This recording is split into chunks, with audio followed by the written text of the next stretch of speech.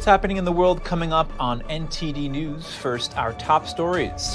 House lawmakers planning for the first Biden impeachment inquiry hearing next Thursday. What will it focus on? 5 Americans released from Iran are finally back home. We have footage of their emotional family reunions. President Biden calling out China in his address to the UN Assembly, but top leaders, including the heads of China and Russia, are absent today. We'll bring you the latest from the president's speech. Funding the U.S. government, a possible government shutdown is yet again imminent. Democrats indicating they won't support a newly advanced funding bill. And you might be eating bugs in the future as farmers around the world are grappling with environmental policy. We speak with the director of a new documentary about this.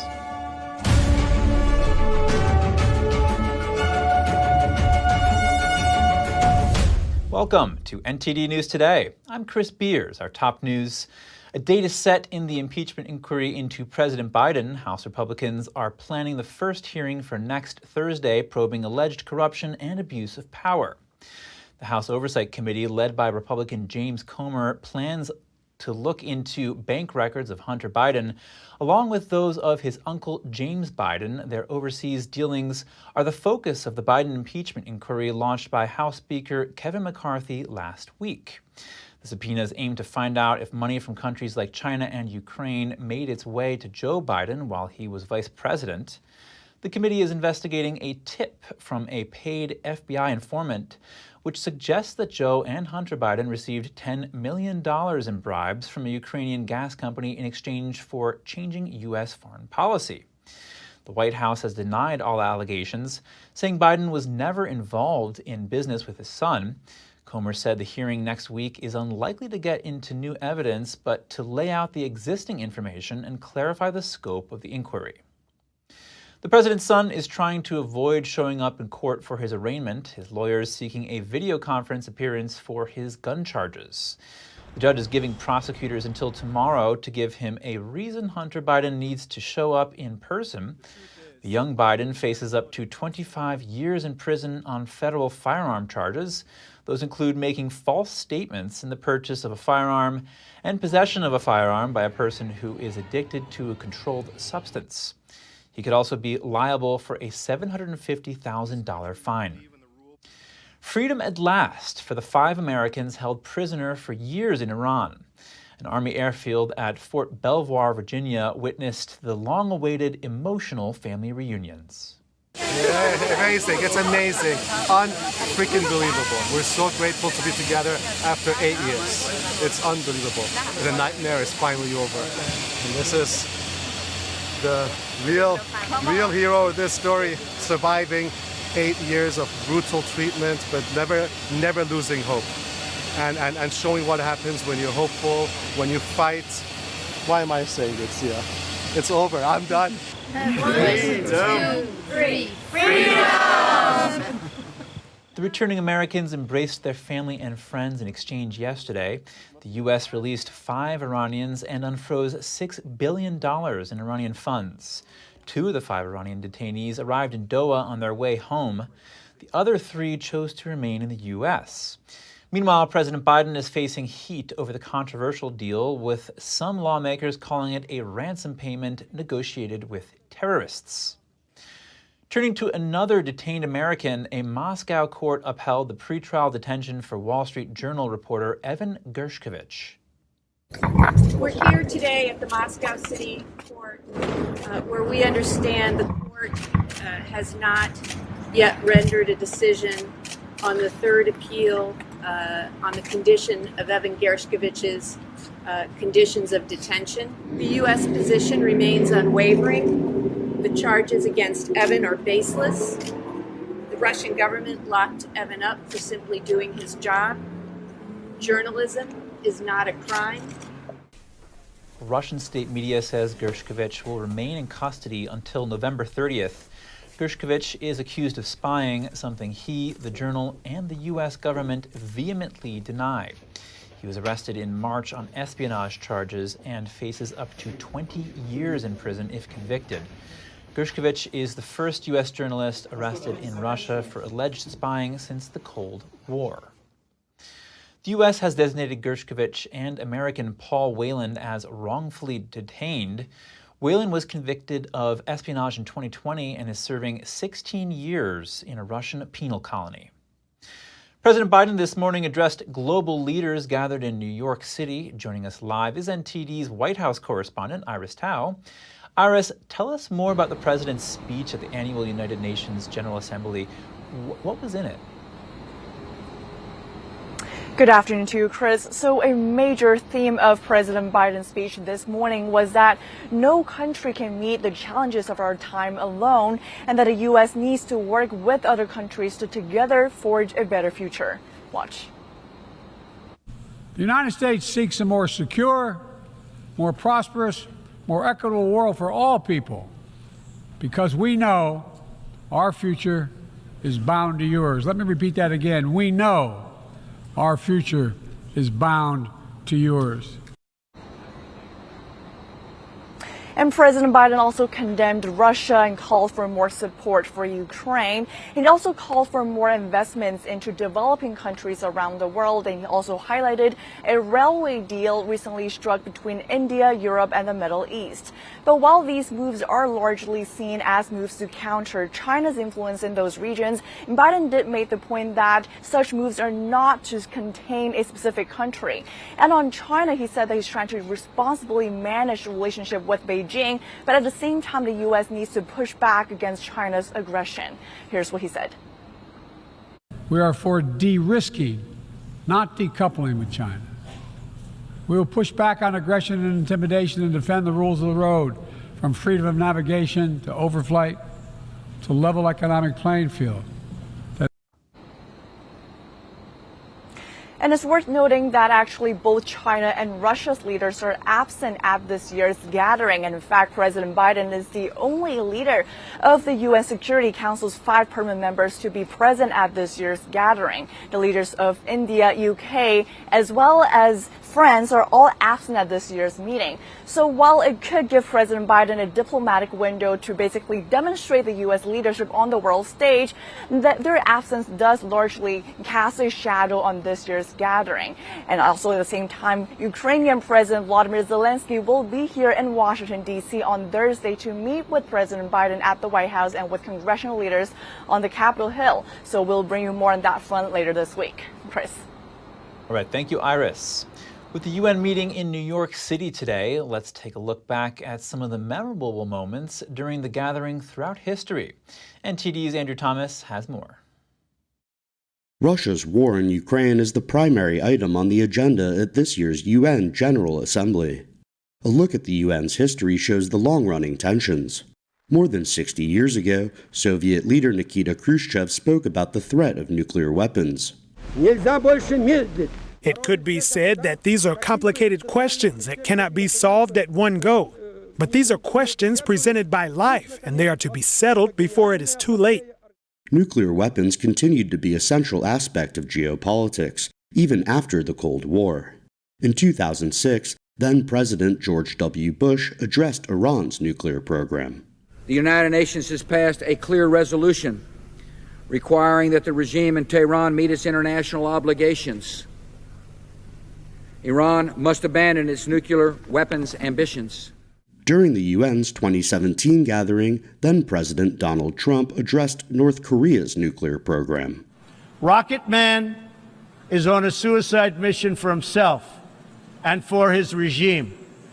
The United States is ready, willing, and able, but hopefully this will not be necessary. That's what the United Nations is all about. At last year's assembly, President Biden criticized Russia's war in Ukraine. Let us speak plainly. A permanent member of the United Nations Security Council invaded its neighbor, attempted to erase a sovereign state from the map. Russia has shamelessly violated the core tenets of the United Nations Charter. The United Nations General Assembly overwhelmingly voted to reprimand Russia. The gathering demanded that Moscow cease fighting and withdraw its military forces. The fighting in Ukraine must stop. It's raging across the country from air, land, and sea. It must stop now. The UN General Assembly will meet until September 26th in New York. Andrew Thomas, NTD News. Coming up, the Biden administration would like to block oil drilling and mining in a region of New Mexico. The ban could last up to 50 years. And a New York law requires employers to post salary rates in job ad postings. We'll find out why and more in just a moment here on NTD News Today.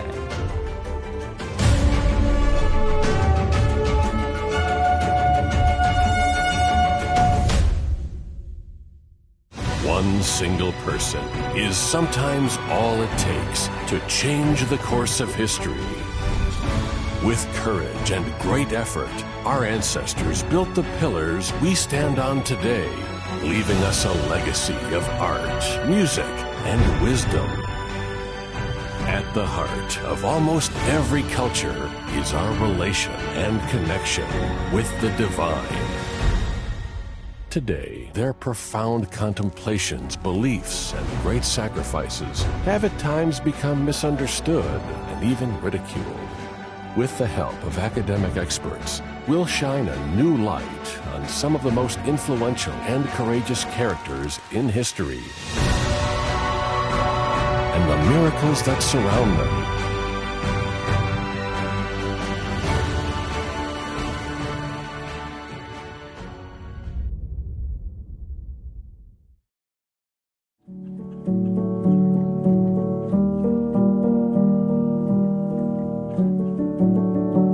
A painting that has true beauty. I imagine it's like a door.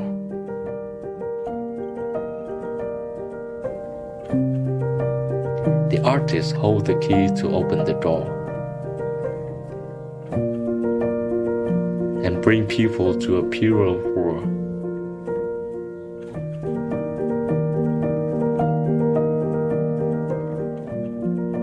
A world where people are more compassionate.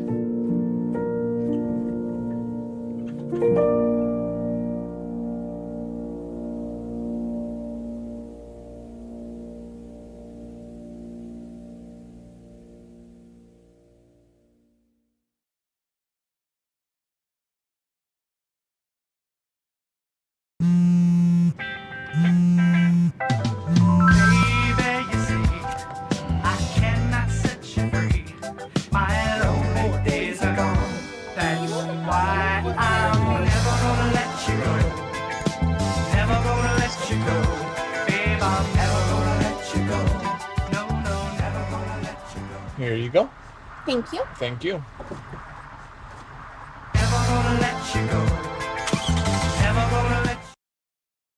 How prepared is your family if a tornado shows up at your doorstep, or a flood, or a hurricane? You can't just turn away a natural disaster. That's why it's important to go to ready.gov/plan now. It has the tools and tips you need to make an emergency plan with your family. So if disaster comes knocking, Let's go. you'll be ready to help keep your family safe. It's just a pizza. Yes. Make a plan today.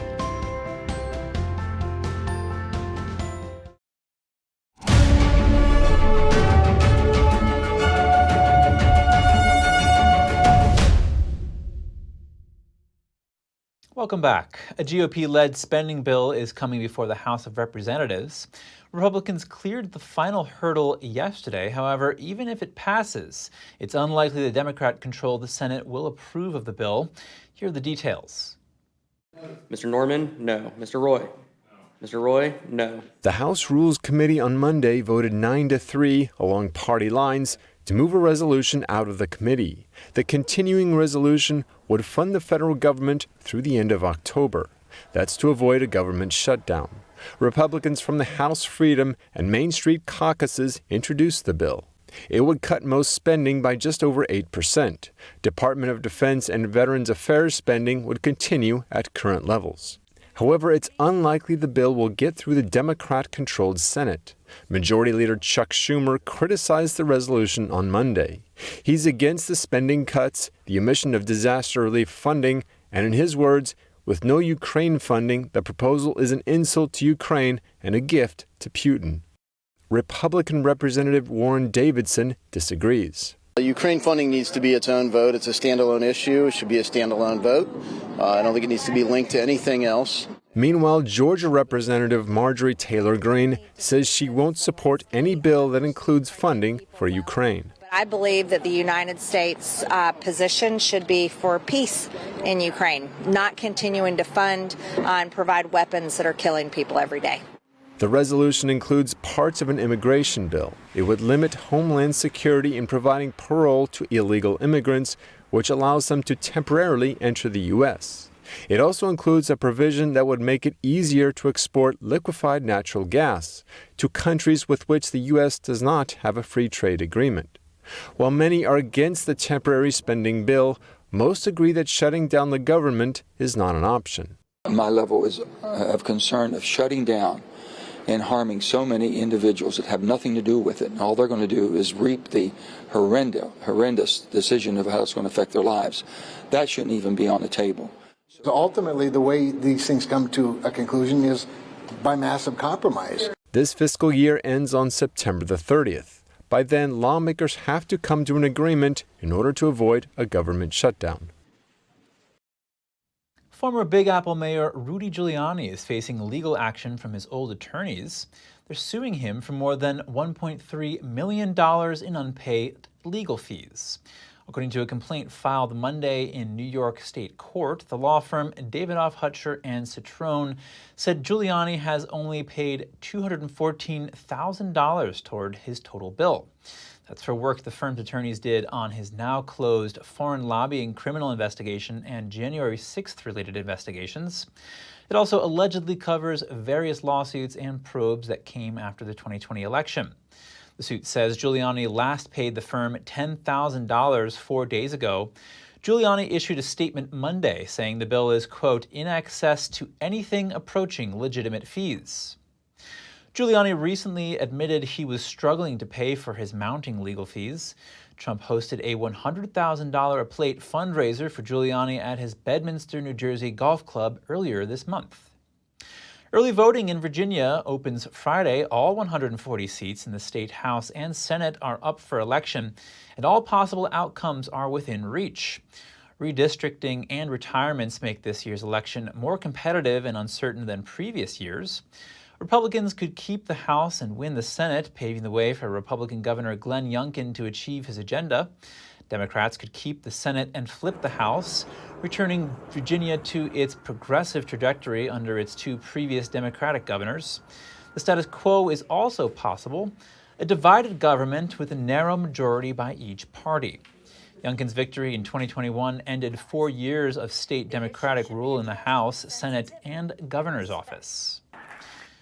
Are you registered to vote?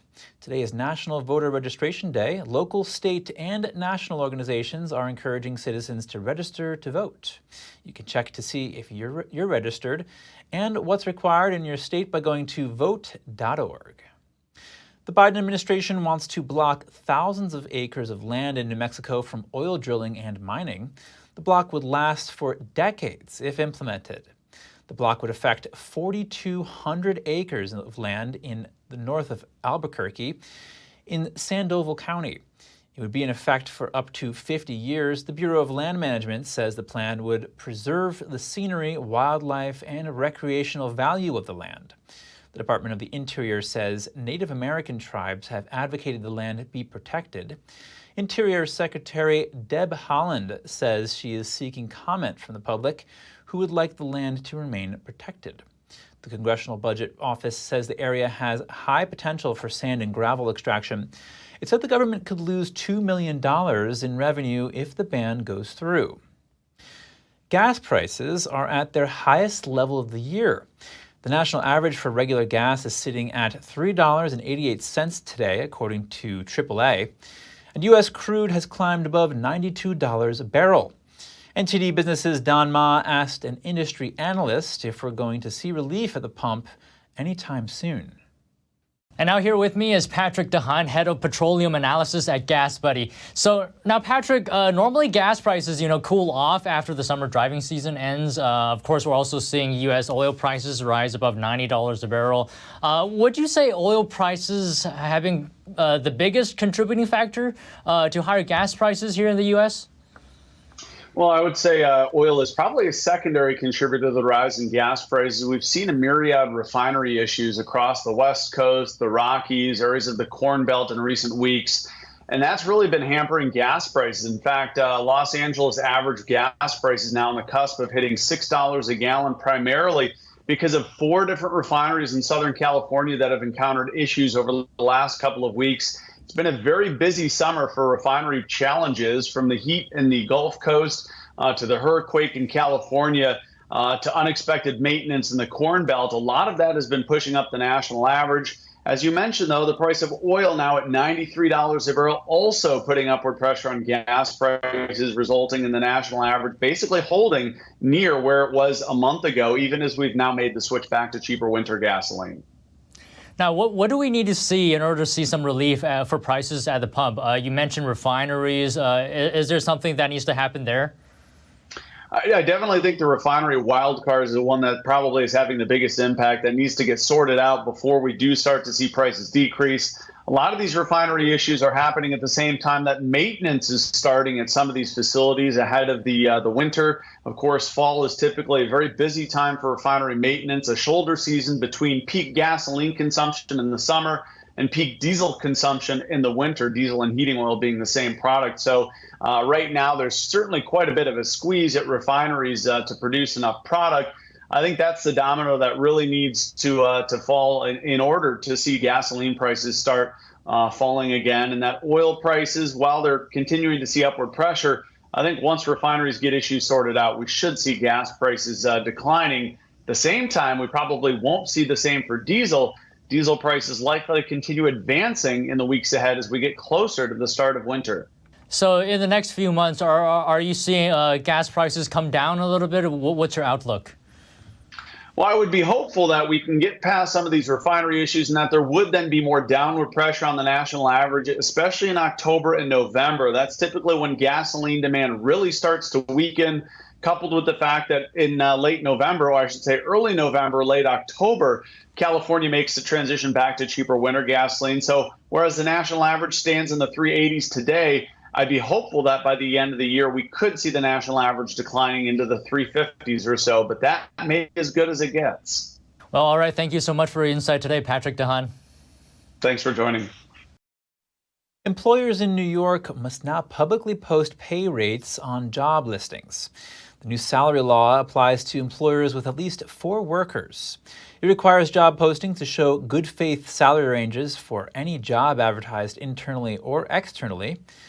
The new state labor law aligns with New York City's salary disclosure law, which took effect in November 2022. Supporters say the law can address discriminatory wage setting and hiring practices. Employers will be prevented from offering job candidates less or more money based on age, gender, race, or other factors not related to their skills. Frank Curbine is Director of Human Resources at the New York Business Council. He's concerned about the burden the law places on businesses. He told Fortune there could be a lot of unintentional noncompliance. When we come back, what advantages do free countries have over totalitarian states? We look at how the U.S. can counter China, whose hackers outnumber FBI agents 50-1, according to the FBI Director Christopher Wray. And unfinished blocks with no water or electricity, many Chinese find their dreams of owning a home shattered in such buildings. We'll bring you more on the harrowing reality of China's property crisis.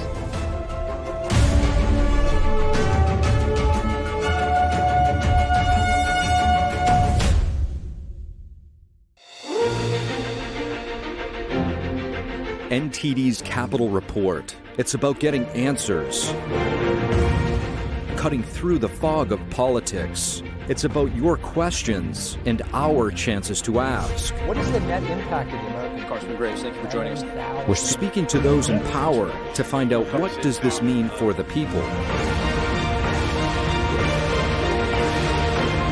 We're here so you are in the know.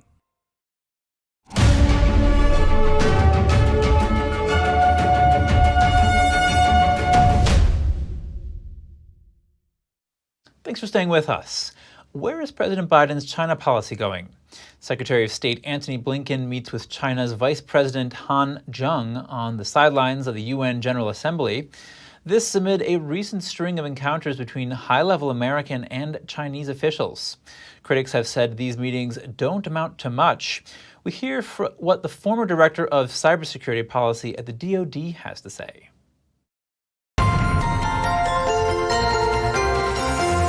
Colonel John Mills, thank you for joining us. Thank you, Chris. An honor to be on your show again. Colonel, what do you make of the recent string of meetings between high-level Biden administration officials and high-level Chinese officials? Well, this is continuing the procession of outreach by senior members of the Biden team who have visited China, but now they are continuing it in different ways, such as meeting at the UN. So the Biden team is seeking to establish a rapprochement and a regular dialogue with China. And how do you think the U.S. should approach these meetings with high-level Chinese officials? They should tone down the pandering. They should stop using the term decoupling, such as we don't want to decouple from China. That's actually a Xi term from 2012. That is not a President Trump term. That's a Xi term. So they really need to kind of get past that.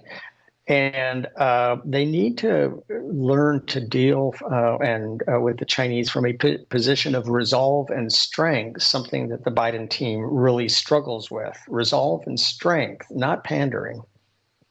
Now, Colonel, FBI Director Christopher Wray said Chinese spy operations are greater in scope than those of the Soviet Union during the Cold War. What does that tell us about where we are right now? Well, I think the FBI director also said that the Chinese threat is greater than all others combined at this point in time. This is about 10 years beyond the time where the Chinese really pivoted over and became the primary threat over the Russians. And so there's always a lag time in government pronouncements like this. Literally more than 10 years ago, the mantle passed from the Russians to the Chinese. It's good that he acknowledged this. It's late, and it's also a little bit confusing in light that Merrick Garland dissolved the China task force. And Christopher Wray also said Chinese hackers outnumber FBI agents 50-1. All of this seems almost insurmountable. How can we counter these tactics they're using? Well, numerically, we'll never achieve an equivalency. This is something I dealt with for many years in government. It's our operational art that always has to outpace the adversary. That is the key strategy, because we will never meet them in numeric equivalency. That'll never happen. Just because of the system, their population is 3 times ours anyway. But they have emphasized this. So we have to move faster. We have to use the advantages of our liberal democratic republic versus a totalitarian state. That also makes us able to move faster, do the right things. The totalitarian state is very non-agile and is very subordinate because if you do something wrong, you end up like Defense Minister Lee. All right, Colonel John Mills, thank you again. Chris, thank you. An honor to be on your show. Pouring a lifetime savings into the dream of owning a home only to end up with an unfinished shell with no water, heating, or electricity. That's what's happening to many in China amid the country's deepening property crisis. Here's the story. These Chinese homebuyers have seen dreams of owning their own place shattered. They're chanting, "We want our house back," and holding contracts in their hands for apartments in an unfinished residential complex in the northwestern city of Tongchuan. Shi Chenyu is a construction worker. He bought a pre-sale apartment for $38,000, not knowing that 8 years later it would still be unfinished. The block was advertised as a high-end complex with CEO-level service. But now, every night, she climbs 20 flights of stairs to sleep in a room without water, heating, or electricity. I don't have any choice now. Living here, there's no water or electricity. When I come back from work at night and climb up the stairs to the 20th floor, I have to use a flashlight. For lighting, as you can see, I use a solar-powered lamp. It's set to automatic, so it turns on at night and off during the day. I virtually don't drink water or wash my face up here. I can even say I don't brush my teeth. From May until now, I've worked on the construction site during the day and come up here to sleep at night. She and a dozen others live in the block to pressure authorities to address so-called rotting or unfinished homes. Such buildings have become more common during China's years-long property slump, where many developers have gone bankrupt or struggled with their debts. Residents say construction has stalled since 2015, but apartments kept being sold until 2020. Many of Xi's neighbours are retirees who had bought apartments for their unmarried sons or labourers who can't afford to rent elsewhere.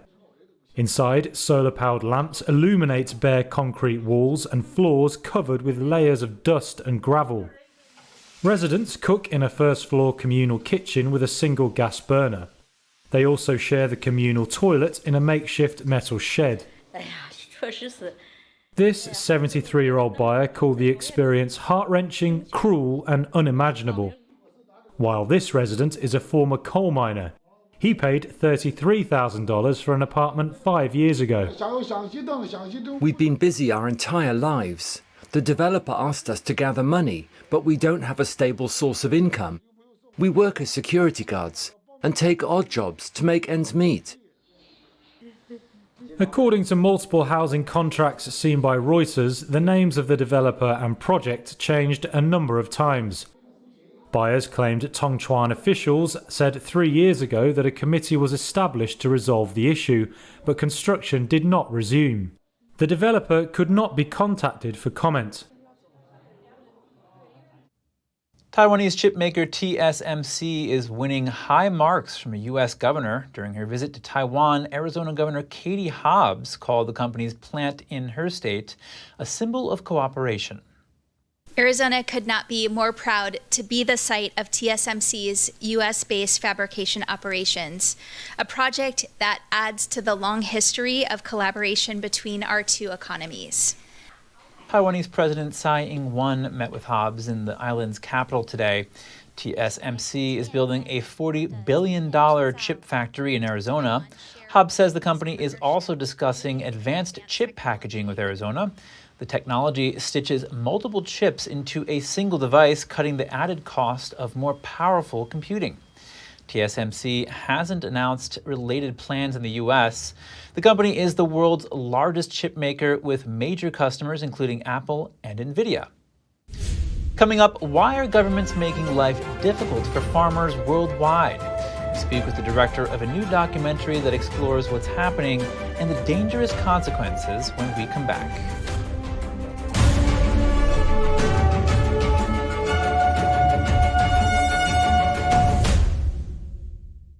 Stay tuned to get 2 rolls of alien tape free. You wouldn't stick your mother-in-law on the wall, but you could with alien tape. It just sticks. Just peel and stick to make anything stay in place quick. Brick, pavers, marble, tile, plastic, even leather. Nothing works better than alien tape.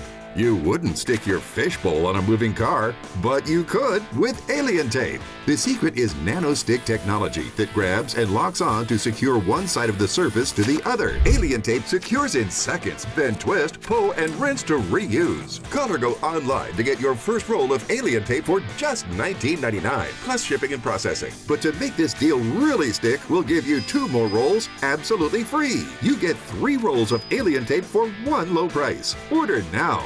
To order, call 1-800-490-1364 or go to tryalientape.com. So call 1-800-490-1364 or order online at tryalientape.com.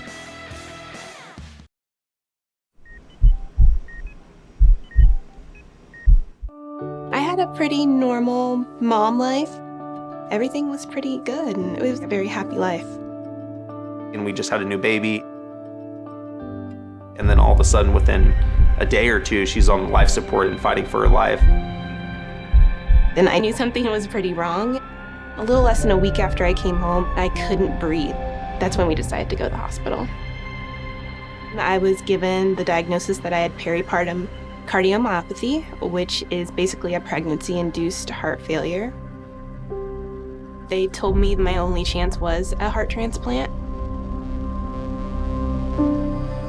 And the American Heart Association helped make that possible. Their research helped save me. This could not happen without monthly donations from friends like you. Your sustained support helps fund life-saving research that leads to medical breakthroughs, like those that gave Jen a second chance at life. Heart disease is the #1 killer in America, and we urgently need your help to save lives. Go to helpheart.org or call now to become a monthly donor today.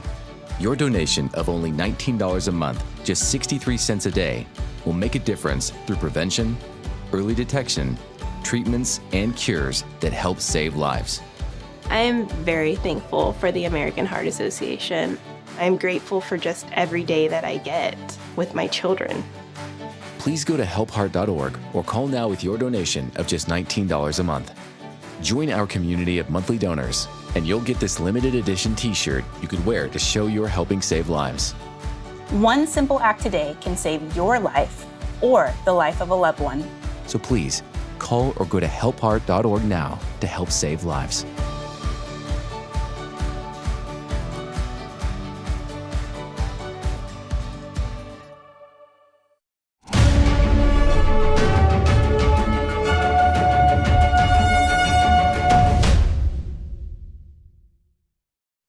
Back to the news. If you're just joining us now, here are some of today's top headlines. House Republicans set first Biden impeachment probe hearing for next Thursday. The Oversight Committee will look into the bank records of Hunter Biden and James Biden, investigating the president's involvement in family dealings. The 5 Americans released from Iran were embraced by family members at a Virginia airport. 2 of the 5 Iranians departed the U.S. The other 3 chose to remain. The swap was the result of the president's controversial $6 billion deal. President Biden this morning addressed global leaders gathered in New York City. His main theme centered on cooperation to ensure peace. He condemned Russia's war in Ukraine and affirmed the U.S. approach to China as a competitor. The House Rules Committee advanced a temporary spending bill. It would guarantee funding through October. The House of Representatives is set to vote on it Thursday. However, even if it passes the House, it's unlikely the Democrat-controlled Senate will approve of it. Governments are waging war on farmers worldwide, according to a new documentary. Roman Balmakov, host and director of the film No Farmers, No Food, sits down with us to discuss this bold claim.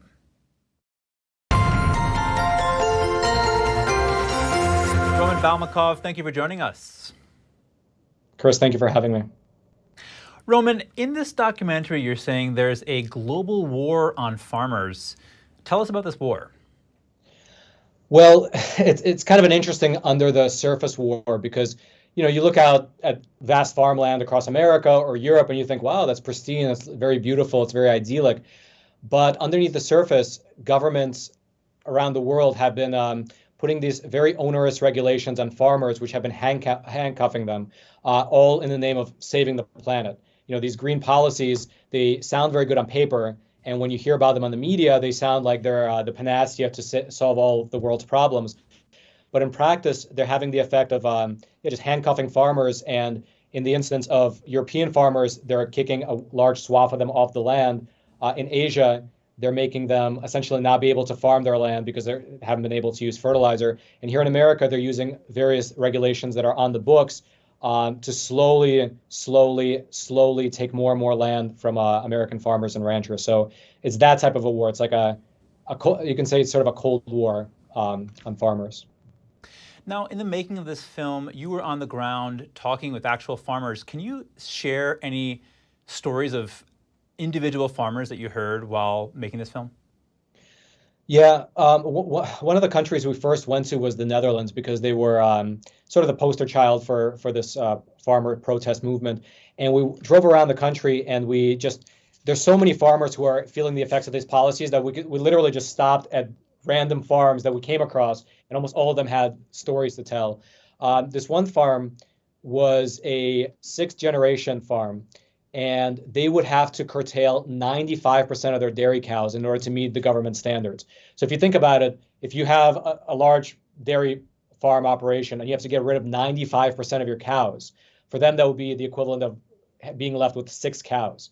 And so, I mean, there's no business to be had there. That was when they told me that, and then they showed me their cows, I was just shocked. And then they showed me why, because there was a small shrub, maybe a mile up from their farm, up on a hill, that the government needs to protect because they signed an agreement with the European Union 30 years ago saying the shrub needs to remain here.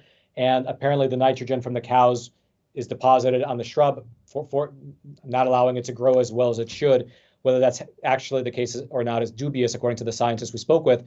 But that was just brutal because, I mean, they would have to pack up and just move, right? After 6 generations of farming on this land, it's brutal. And similar stories here in the U.S. as well. Now, Roman, the subtitle of your documentary is Will You Eat the Bugs? I personally will not be eating any bugs, but why did you choose that subtitle?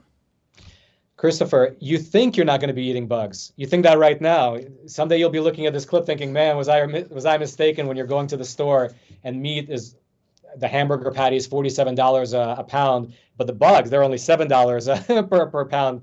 And so you're sort of forced to eat the bugs. The bug aspect of it was interesting, and it's not something I actually anticipated going into this project. When we were driving around, again, the Netherlands, we came across some farmers which were alluding to insect farm operations sprouting up. And they were saying that some of the farmers, because they were getting kicked off of their cattle ranches and dairy productions, they were moving into insect farming. And so we wound up calling a ton of these production sites. Very few of them actually were willing to talk to us. Even fewer were willing to actually show us their operations. One of the people was willing to show us their operations. But that's sort of the move, where it's like, in order to save the planet, the idea is that traditional agriculture, creates too many greenhouse gas emissions. Therefore, we have to curtail the farmers, shrink that sector. But what are people going to eat? Where's the protein going to come from for human civilization? Well, here come the rise of the insect farms. And it's happening. There's a large insect farm that's being built right now in America. It's going to go online in 2025. There's a huge one that was built recently in France. Recently, insects were approved by the European Health Commission as a safe food. And so the regulations are being opened up. And in the future, it really might be the case, if we keep going down this road, that meat will be a luxury item and insects will be the main source of protein. What are you hoping audiences take away from watching your documentary? I think my biggest takeaway for people is, well, twofold. One is I like to equip people with the facts and the knowledge and a language that they can use when they're speaking with people who are pushing forward these policies, which sound beautiful and they sound great on paper. But when you look underneath the hood, it's not so great. The second thing is that, if you go back into the 1950s and you look at the Great Leap Forward over in China, the Great Leap Forward sounded like the best idea possible. We're going to launch China into, the frontier of steel production. We're going to become an industrial powerhouse. We're going to leapfrog over the other countries which have had a head start on us. But now, when we look back in hindsight, the Great Leap Forward is synonymous with a famine that killed somewhere between 30 to 50 million people. And so right now, what I fear is that we're in the middle of a green leap forward. I really want to avoid a situation where 100 years from now, we'll look back to this period and to the UN's Agenda 2030 and say, man, that was a rough famine that killed 1 billion people. But that we'll only know that in hindsight. So I'd like to just equip people with the facts to avoid a possible disaster. All right, Roman Balmakov, thank you for joining us. Thank you for having me. To watch or learn more about Roman's fascinating documentary, visit nofarmsnofood.com. This epic original documentary will premiere on Epoch TV on September 25th. If you haven't already, you can subscribe to Epoch TV to access this and other original documentaries, news and lifestyle shows, movies, and other great content. Coming up, being healthy is less and less common. and a sedentary lifestyle isn't helping. A doctor is calling sitting the new smoking. And a pair of freed baby seals show their appreciation. And a delivery robot needs a helping hand from firefighters. We'll be back with more soon here on NTD News.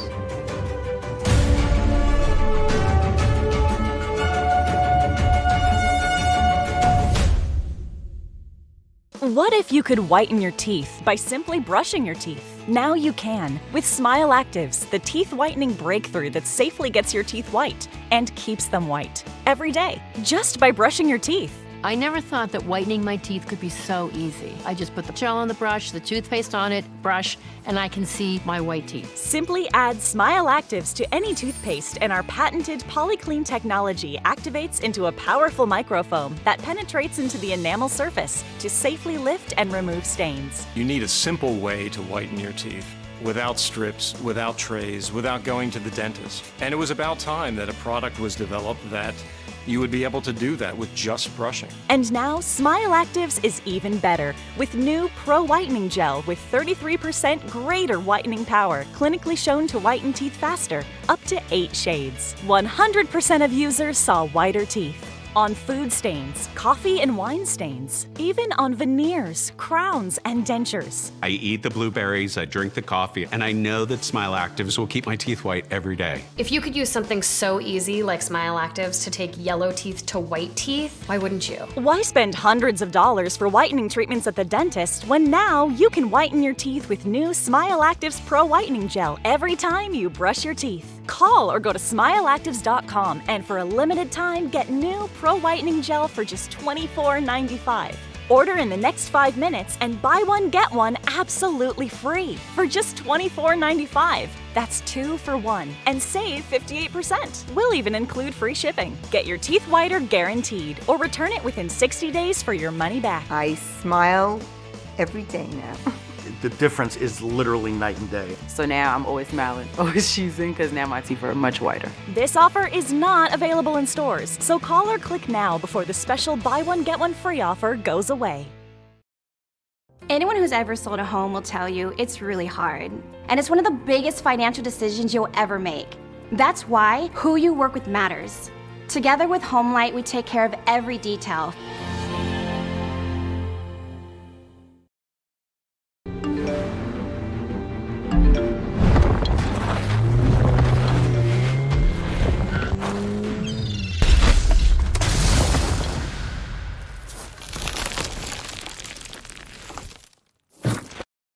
Taiwan's endangered stout camphor trees are worth conserving. Alps Biotech is committed to nationwide restoration to maintain eco-balance. To help counter global warming, we're keen to act on carbon reduction and attain zero emissions. We're realizing ESG sustainability while building up carbon credits. Restoring stout camphor trees, promoting global sustainability. Alps Biotech. Welcome back. Is sitting the new smoking? NTD's Daniel Monahan spoke with a doctor who says Americans are being brought to their knees by metabolic dysfunction and a sedentary lifestyle. Dr. Mark Sherwood says studies show people are 5 times more likely to die from inactivity, while only 1.4 times more likely to die from smoking, adding that 70% of the U.S. population is overweight or obese according to statistics. Sherwood says health should be the norm, but it's becoming the rarity. According to Sherwood, obesity is the fastest growing non-communicable disease in the history of the world. The former professional baseball player also criticizes people downplaying unhealthy life choices, especially a new trend where he says some people are trying to cast being fit as right-wing. Being overweight or being overfat creates inflammation, chronic systemic inflammation, and therefore every disease process has as part of it chronic systemic inflammation. So we're talking about increasing unhealthiness, increasing sickness, probably increasing the sick span of life and decreasing the lifespan itself, which none of those are good things. Sherwood says 8 out of 10 diseases that kill Americans are directly tied to food. Type 2 diabetes, for example, we do not believe it should exist in one single person. Osteoporosis, we think, can be avoided. Alzheimer's, dementia, we think that can pretty much be avoided. Heart disease and cancers, etc., autoimmune conditions. These are the ones that are driven in part, mostly, by our current lifestyle, which is consistent with poor food choices, lack of sleep, high stress, and certainly lack of exercise. Sherwood is calling on Americans to up their fitness game. I like to say that the more times you move, the more you can live. The only day you don't find time to exercise is the day you're dead. And the more you move, the more you live. And the less you move, the closer you are to rigor mortis. So the bottom line is, I tell people as a practical tip, for every 20 minutes they sit, just stand up for 2. And you do that through an 8-hour day of work. If you have a sit-down job, you've just done a good amount of squats. According to Sherwood, we can all strive to be our best selves. In all aspects, whether it be physically, emotionally, intellectually, spiritually, and even financially. Don't let excess weight become something that's acceptable, because it is the propensity to increase disease processes. Work to get that off every day, and hey, you're loved either way. With 100% of the population predicted to be overweight by 2050, Sherwood says the time to act is right now. Mark Sherwood and his wife have a full-time wellness-based medical practice in Tulsa, Oklahoma called the Functional Medical Institute. Daniel Monahan, NTD News. Beachgoers helping seals, police helping lemurs, firefighters helping robots. We have all the selfless good deeds for friends in need. Watch a pair of trapped baby seals thank their rescuers in the cutest way possible. While having a family picnic on a South African beach, private guide James Suter happened upon the pair of seal pups tangled together in a net. Suter and some other beachgoers worked together to hold the pups and carefully cut them free using a knife. Once loose, the seals scampered back to the surf, but first stopped to reward their rescuers with an adorable cuddle. Wading into the waves and back to freedom. An animal rescue in Missouri was more quirky than cute when a lemur on the loose let a wild goose chase. We got this, Frenchie! Springfield police officers were called in to capture the escaped pet lemur, but that proved much easier said than done, as the furry fugitive just didn't want to go quietly. But with the help of some bystanders, the police pair were eventually able to catch the lemur in a towel and hand it over to animal control, but not before striking a proud, and probably winded, pose for a pic. Finally, it was firefighters to the rescue in more ways than one when a confused delivery robot in the UK needed some uniquely human help. These cute little rolling bots make food deliveries on their own using GPS and AI, which in this case stood for, "Hey, I could use a little help," because the delivery bot seemed to keep getting confused by the water hoses of the crew working a building fire and had to be moved more than once. The department later tweeted the robot's company saying they helped it on its way, hopefully with minimal delay. Love is in the air, and so are proposals. Signet Jewelers, the largest jewelry company in the U.S., says a spike in engagements is coming. According to the company, which owns Zales, Jared, K Jewelers, Blue Nile, and Diamonds Direct, proposals happen about 3 or so years into dating. The pandemic had caused a disruption in dating and therefore a lull in engagements. But with the pandemic behind us, Signet expects marriage proposals to start rebounding in 2024. In total, the jeweler expects 2.5 million couples to get engaged next year. The U.S. Postal Service's annual Letters to Santa program is now accepting letters. The program, which helps kids in need have a great holiday, is now in its 111th year. Kids can write a letter with special details of what gift they want. The requests are put on a website. Generous strangers then adopt letters and send the gifts anonymously. The letters can be addressed to Santa Claus at 123 Elf Road in the North Pole, zip code 88888. They need to be postmarked by December 11th. The website USPSOperationSanta.com opens for letter adopters on November 20th. More than 25,000 wishes were mailed in last year. More than 21,000 of them were adopted. Thank you for tuning in today. I'm Chris Beers.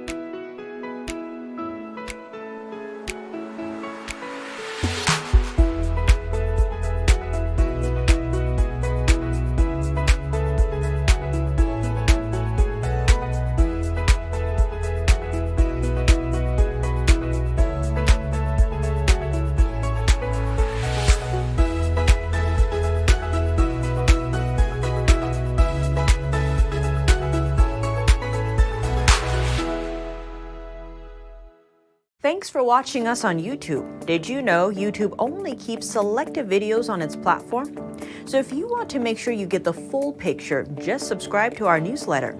Go to newsletter.ntd.com and sign up. It's free.